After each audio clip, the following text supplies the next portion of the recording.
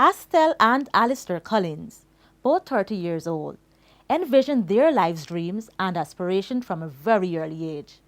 Today, they are witnessing the outcomes of what they were able to accomplish in their youthful lives. The brothers are alike in many ways. Being a twin may be responsible for that. They grew up in Camberville housing scheme with their mother, Barbara Waldron, whom they said was very strict and taught them to be responsible and disciplined. Camberville housing scheme was one of, for me personally, not very playful, because our mom was very protective of us. She always would have us kind of in the yard or in the home reading or doing something, or have us doing music lessons or going to swimming classes. So I cannot say that I had much of the running in the streets with playing cricket and all these things. But I can see the benefits of that now. Being restricted from the usual running around and socializing with neighborhood children, the brothers said it really didn't bother them since they depended on each other and developed a very close bond. Astell and Alistair attended Stella Marist and St. Gabriel's Primary, then went on to Christchurch Secondary and Central High School.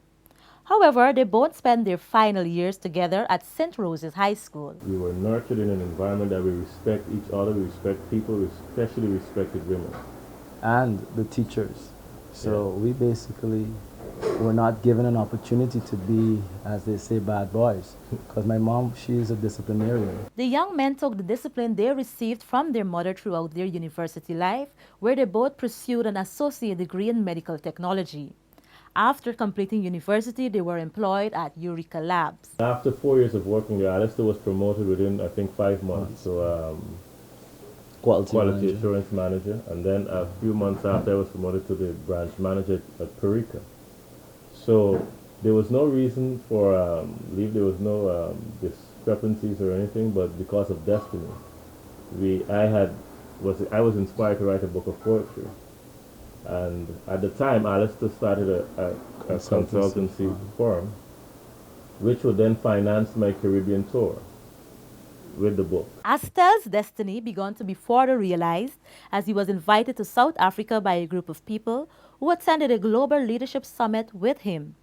He was introduced to a very influential leader in South Africa, Mr. Hamilton Ratshifola, who is also a well-known millionaire and very passionate about empowering the next generation.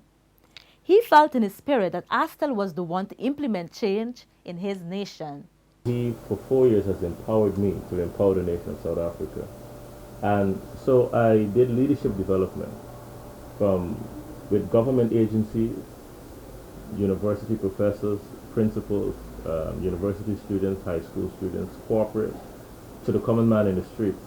And the work I did was so significant, and the influence and impact that I had as a result, I was recognized and awarded their first National Youth Award, which ranked me as one of the most influential youth in South Africa, even as a non-citizen. Achieving such a prestigious award in a foreign nation, Astell considers it a miracle. Even though he is ambitious and had aspirations to do great things, he never anticipated that he would be making a significant impact in many people's lives globally.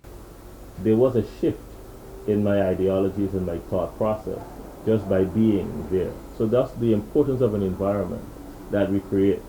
So because every seed has the potential not only to be a tree but a forest, but it will not even germinate if not placed in the right environment. And as a result of the environment, I was able to blossom to more than a tree, and which has now progressed to be. Alistair visited his brother in South Africa and was also amazed by the response he was given. He said he was surprised to see what his brother was able to accomplish. I'm extremely proud. Before he left and whilst growing up, we oftentimes would go to the seawalls and we would look at the sea, look at the Atlantic Ocean, and we would dream of the possibilities. And this was not one of them. The young men had a missing link in their lives, the presence of their father. They said there was a void, even though they had their mentor, Gavin Roberts, to look up to. Our father was non-resident. His presence was felt when he would call from time to time, and as Alistair said, we had each other.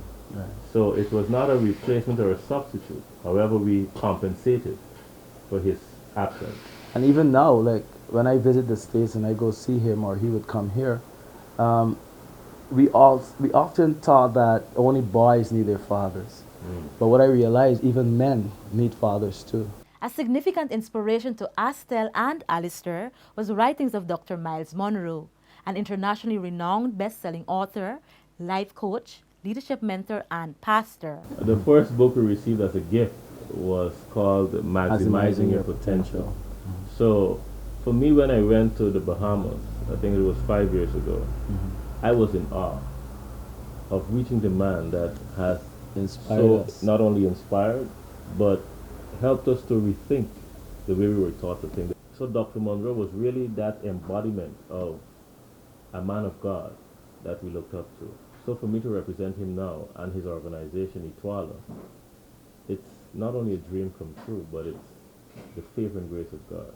The brothers formed a company, Be the One Leadership Development, which they hope to effect change globally. Be the One is a philosophy that my brother, while he visited me in South Africa, said, why don't you develop something that will help people to be better defined? So that's what it started as. And that has evolved into being better defined so that you can become the one that will effect change. A family is the foundation to anyone who hopes to be successful. These guys are testimonies to that saying. Even with a busy schedule, hosting leadership seminars in and out of Guyana, the brothers do balance their work and family life equitably. They both are married and have one child each. Strike a balance, or there is a balance that I prioritize my family. I have a beautiful 2-year-old daughter, Lika Collins, and it is important for me to spend quality time for her. Well, for 4 years, my wife was in South Africa with me. And our son is 9 months old, Azania Michael Collins. And Marcia Blake Collins is my wife and has been for 5 years. So she has been, the thing is, I am a better man because of her. She has taught me what it means to submit and surrender so that the collective vision is realized. These young men spend time contemplating what their next steps in life are, since they believe that looking ahead is important and that's what drives them. Astell said our society today has lost its identity and we need to take time to discover who we are. I often use the analogy between a diamond and a pebble. What makes them different is their value. And you are valuable because you are rare. But society's scripting challenges you to literally become or to lose or dissolve your individuality. Or fit in. Just to fit in. One way not to lose your identity is by constantly asking yourself, who am I? Why am I here? And what is the destiny that made me necessary? This self-discovery will empower and enable many young men and women to maximize their potentials and become role models for the next generation